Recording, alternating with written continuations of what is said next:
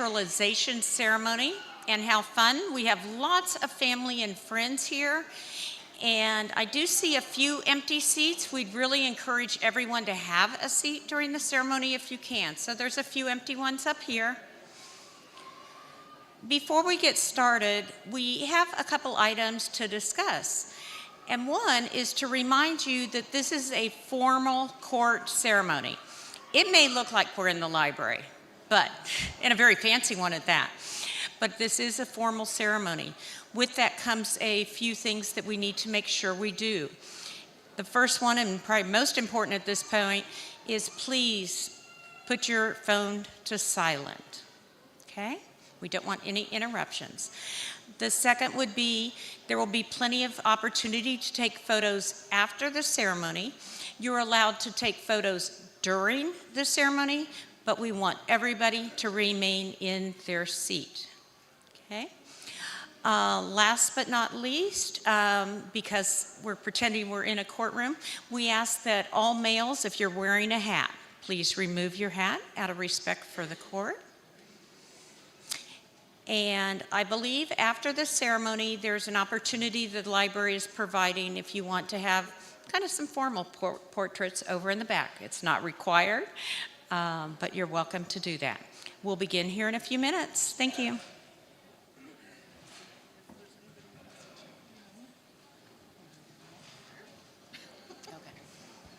One quick announcement. Is there anyone sitting here that still has their document and need to check in before naturalization? Okay, great. Oh, one last thing is when you are saying the oath, say it loud and say it proud. Thank you.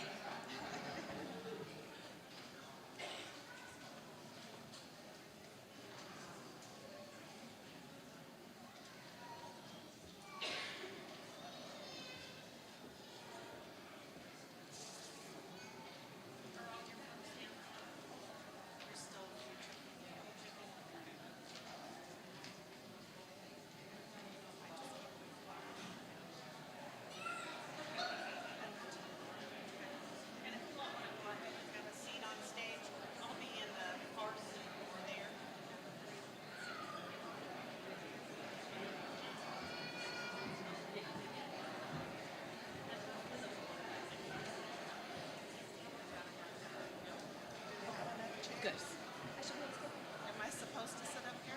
Yes, you are. Just making sure. Good morning, good morning. I know. How are we doing? I'm gonna pull my. Yes, I was going to tell all of you, everybody's got different heights. If you talk over the microphone and not above it, so you want, because normally you're looking down, so you want to keep the microphone at the chin level. Okay. So You it's can easy definitely just to change it up and down. I'll change the volume as much as possible. So thank you guys for being here. Thank you, Mike. We'll see you next Tuesday.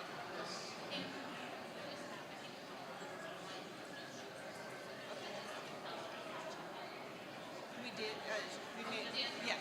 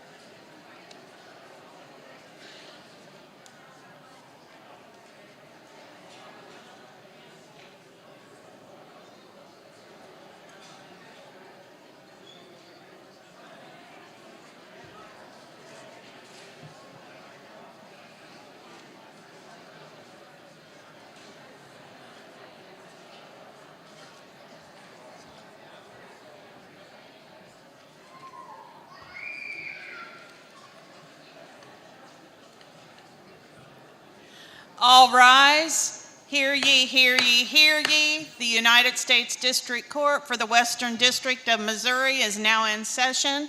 The Honorable Luana Counts presiding. God save the United States and this honorable court. All right, please be seated.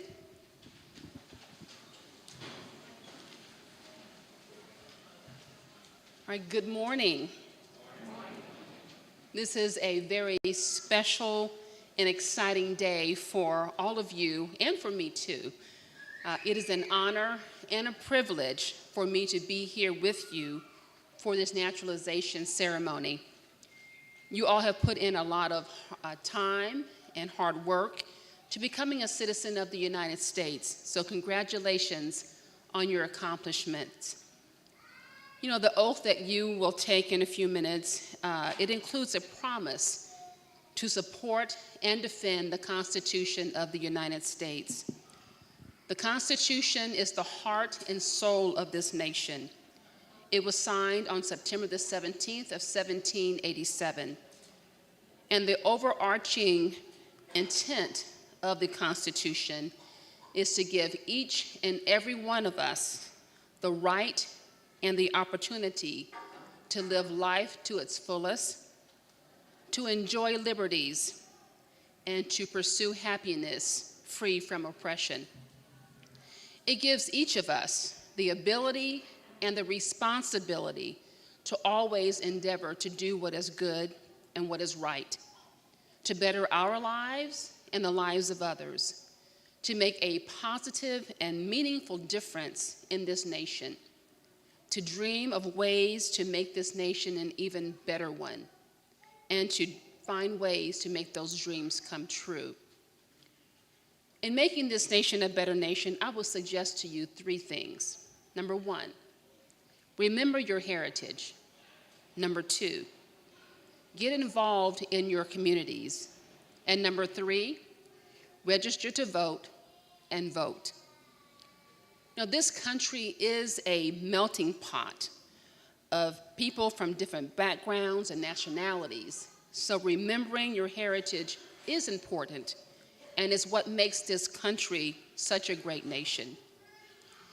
Becoming a new citizen of this country, however, does not mean that you should forsake your native country and nation to also pledge your allegiance to the United States, your new citizenship.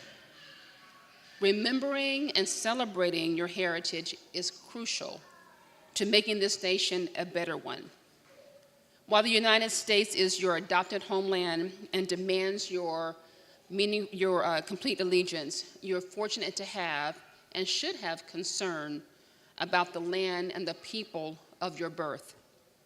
So in making you a citizen of this country, you are not expected to abandon the rich heritages that you came here with.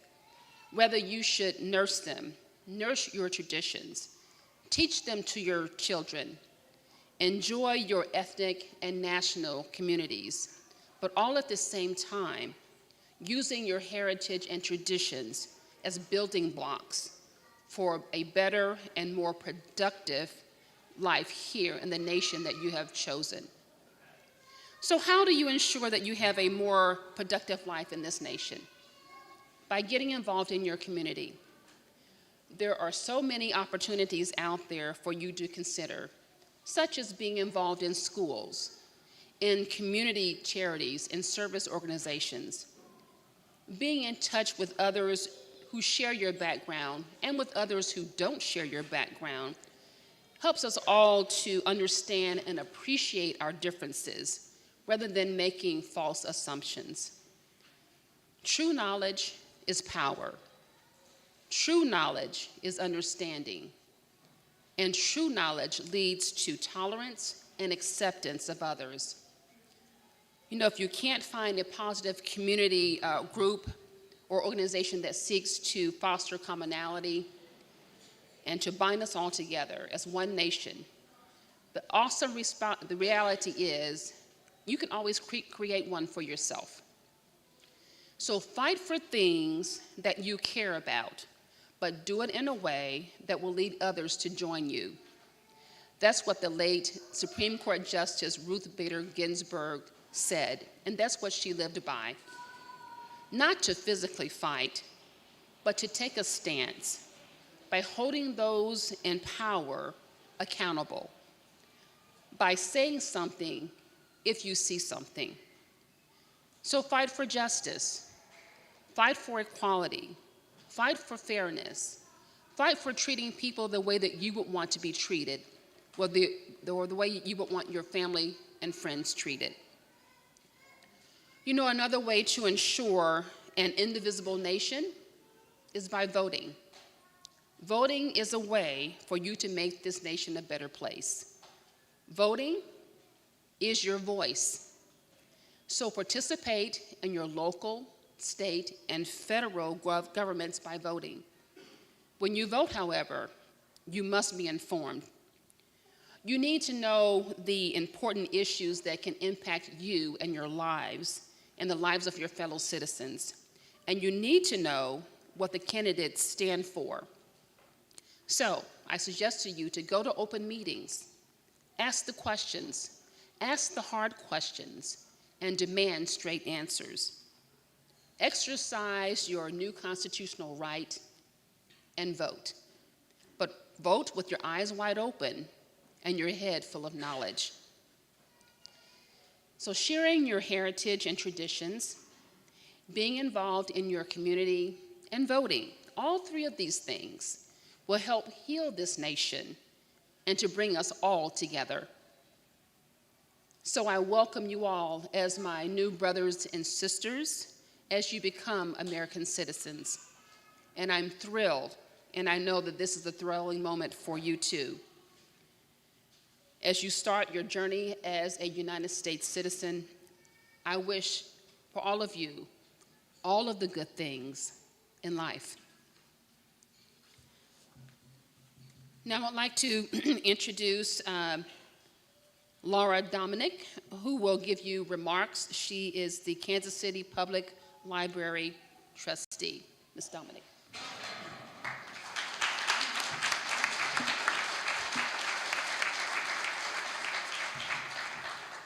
Good morning.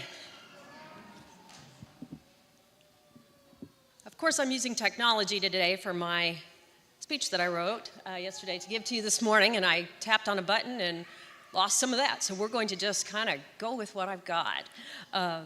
Before I welcome you formally to the library, I want to thank Julie Robinson with our RISE department, who has helped to bring you here to learn all the things you need to learn, to study the things you need to study, to meet the friends you need to meet, and to come today to become citizens of the United States.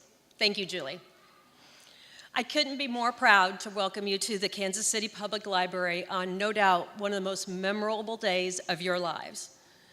The library was established in 1873, which was 150 years ago. So we will be celebrating our 150th anniversary, all starting in December through the next year. We started with a single set of American encyclopedia. Of course, it was housed in one location in downtown Kansas City, and we had one librarian. Today we have 10 branches, tens of thousands of books, movies, CDs, and other materials with over 220,000 users. This growth would not have happened had the library's leaders decided over the last 15 years to turn away those who were different than them, either in skin color, nationality, ethnicity, religious affiliation, gender, or socioeconomic status. As the great philanthropist Jose Andres of World Central Kitchen says, when others talk about building higher walls, we should be talking about building longer tables. For 150 years, that's what the Kansas City Public Library has done. We've built more branches. We've built a bigger collection. We've built strong teams of leaders, employees, partnerships, and supporters, because we want to have room for everyone at the table. Today we are here to celebrate the similarity of all of you becoming U.S. citizens while still appreciating and respecting your diversity. Cheers to you for the hard work you've done to get here, And please know that you will always have a place at the Kansas City Public Library's table. Thank you and congratulations.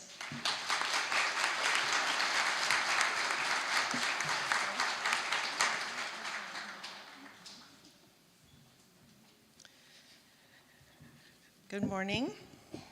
I'm Kimberly Patton. I am with U.S. Citizenship and Immigration. May it please the court, Your Honor? Yes.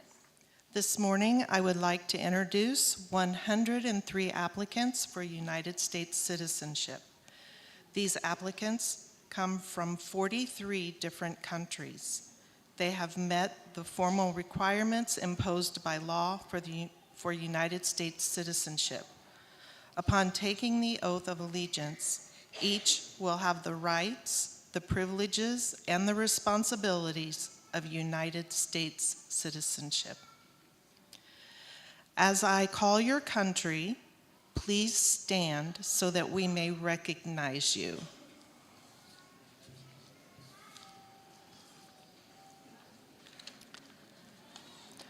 Afghanistan.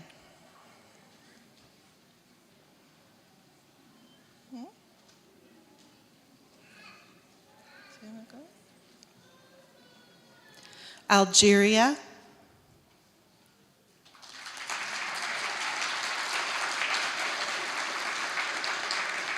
Belarus.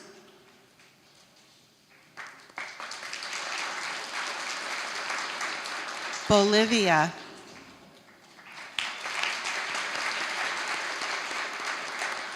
Burma.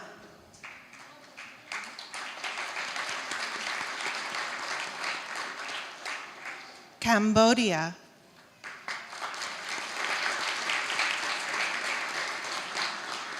Canada.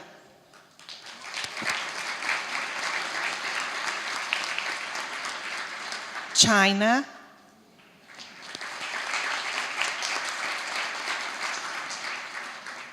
Colombia.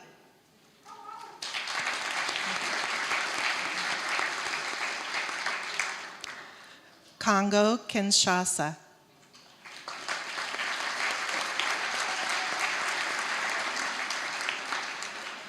Costa Rica.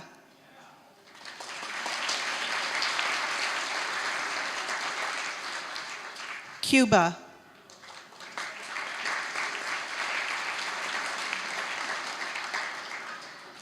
Dominican Republic.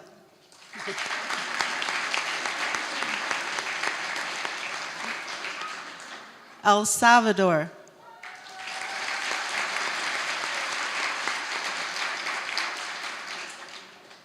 Eritrea.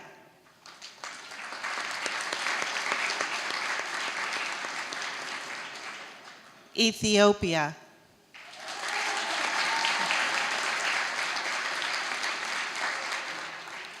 Ghana.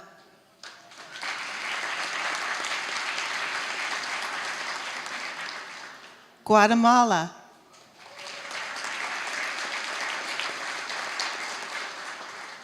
Honduras.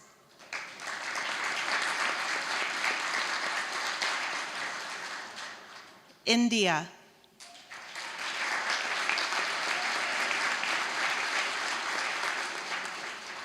Iran.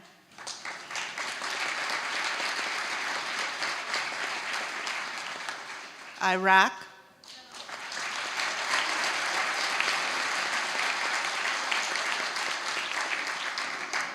Italy.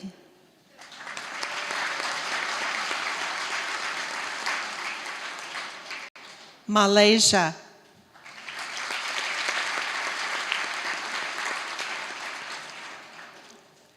Mexico.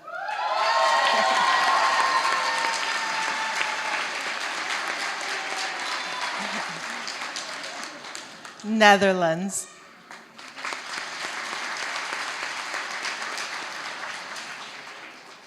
Nicaragua.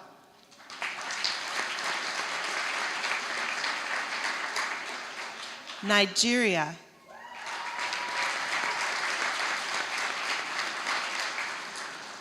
Pakistan.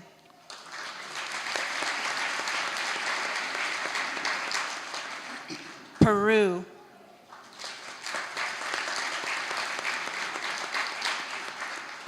Philippines,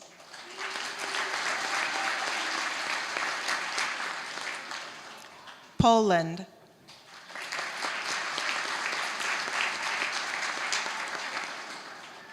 Portugal,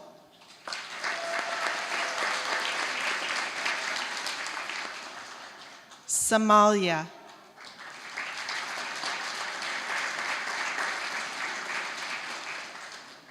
South Africa,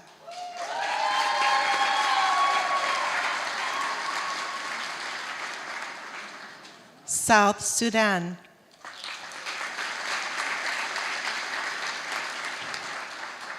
Sudan,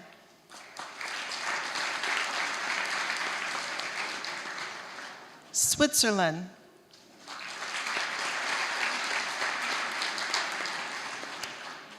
Togo,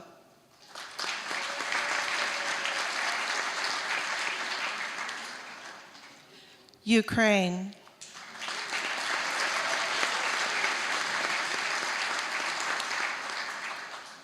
United Kingdom,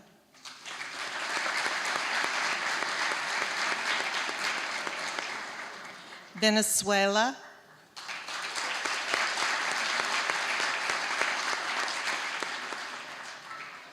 Vietnam,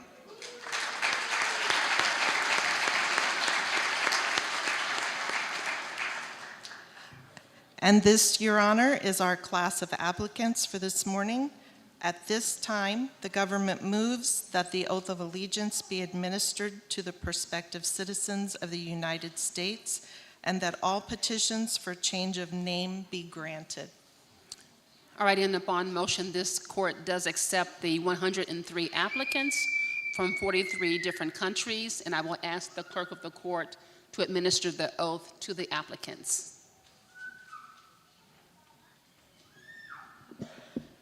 Would all the applicants for citizenship please stand and raise your right hand and repeat after me?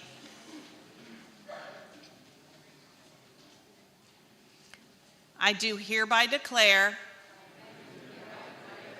upon oath that I absolutely and entirely renounce and abjure all allegiance and fidelity to any foreign prince, potentate, state or sovereignty, of whom or which I have heretofore been a subject or citizen, that I will support and defend the Constitution and the laws of the United States of America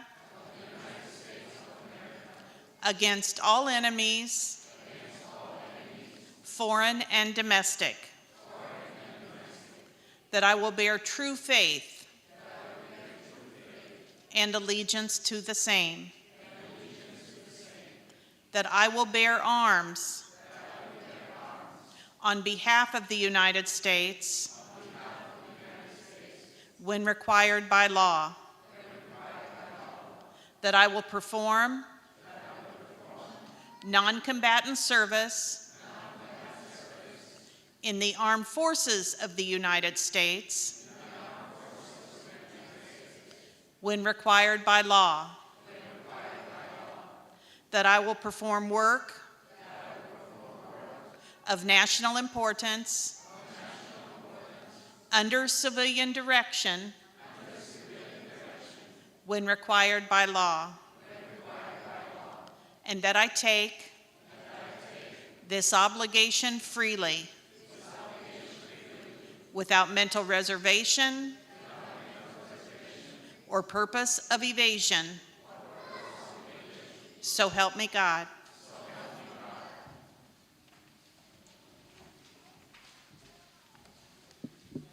All right, by the power vested in me by the Constitution and the laws of the United States, This court hereby grants each of you your citizenship into the United States of America. Congratulations.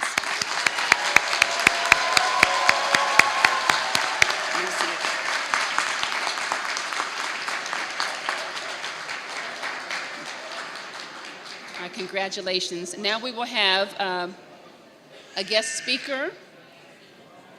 I would like to introduce to you Marty Wilson with the Ethnic Enrichment Commissioner for Indonesia.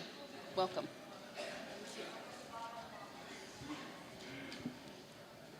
Good morning and congratulations.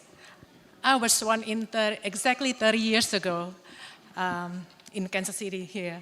So yes, my name is Marty Wilson. I'm Marty Wulandari Wilson is my full name. I'm originally from Indonesia. I was born on the island of Java, one of the 18,000 islands in Indonesia. And Indonesia is the fourth largest country in the world with 278 million people.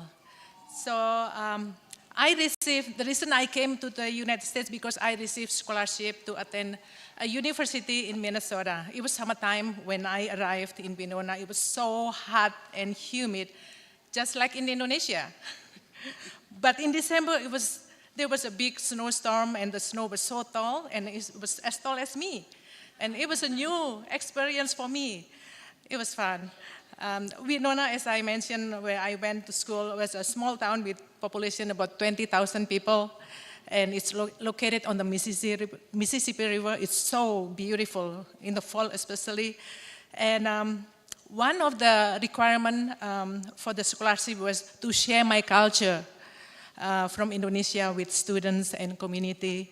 Being the only Indonesian in town, I participated in many cultural events and promotional diversity events for the university. I was in parades, festivals, traditional dances, and other community events.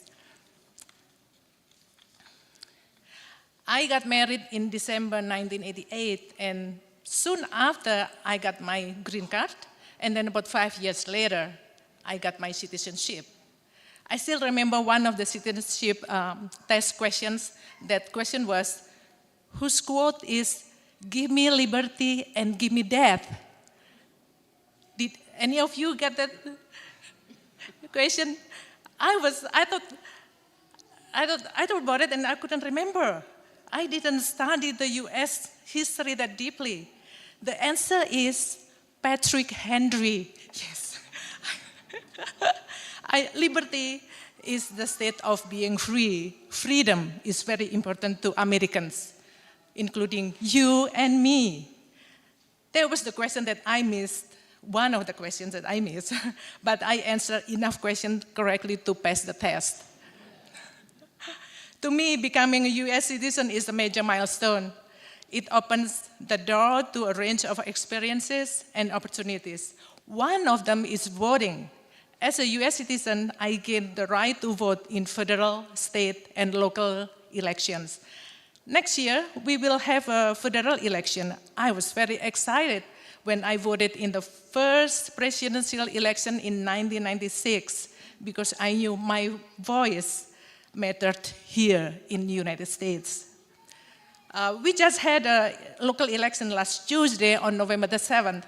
I got to vote from the mayor of my city, the city councilman, the local board, and the community college advisors and trustees.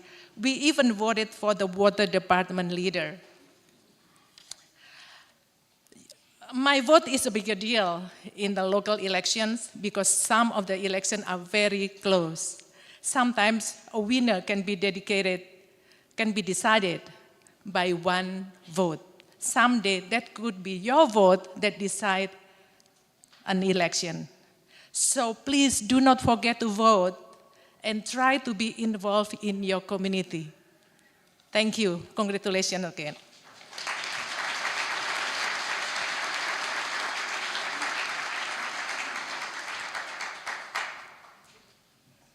Thank you, Marty. All right, we'll be closing the ceremony, but I just wanted to say how proud and honored I am to be here with you as you become United States citizens. So remember the three things I said: to remember your heritage, to be involved in your community, register to vote, and vote. And those are the things that we need to do to continue to make this country the great one that it is. And we are part of that country, this great country. All right, so we will close. I want you to join with me to say the Pledge of Allegiance. So if you would stand, we have the flag right over here, and we will proudly say the Pledge of Allegiance together. Okay. Ready? I pledge allegiance to the flag of the United States of America and to the republic for which it stands, one nation, under God, indivisible, with liberty and justice for all. Again, congratulations, my new brothers and sisters.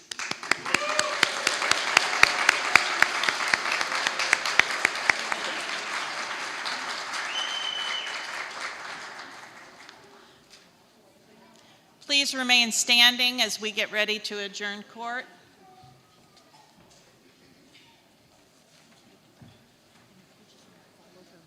Right, and then I'll be right behind you.